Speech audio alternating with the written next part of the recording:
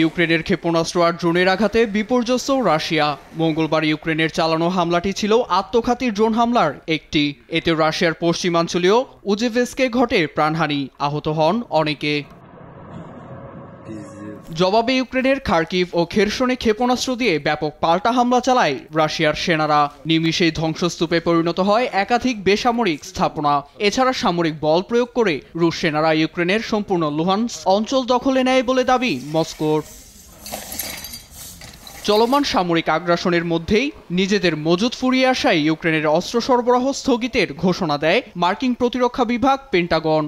চরম পরিস্থিতিতে আটকে গেছে যুক্তরাষ্ট্রের তৈরি আকাশ প্রতিরক্ষা ব্যবস্থা পেট্রিয়ট সিস্টেম, হেলফায়ার ক্ষেপণাস্ত্র সহ সামরিক সহায়তার চালান, যেগুলো সময় মতো না পৌঁছলে ইউক্রেনকে বড় ক্ষতির মুখে পড়তে হবে বলে জানায় কিয়েভ। সুযোগে রাশিয়া আরও আক্রমণাত্মক হয়ে উঠবে বলেও বাড়ছে উদ্বেগ। এমন পরিস্থিতিতে মার্কিন প্রতিরক্ষা বিভাগ পেন্টাগনকে সিদ্ধান্ত বদলাতে ইউক্রেনে নিযুক্ত মার্কিন কূটনীতিককে তলব করে কিয়েভ।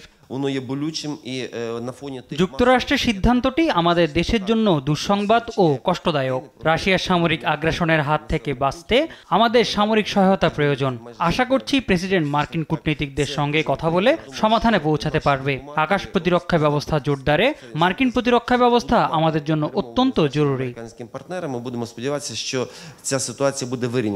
সামরিক সহায়তা বন্ধ হয়ে যাওয়ায় দুশ্চিন্তায় দিন কাটছে ইউক্রেনীয়দেরও।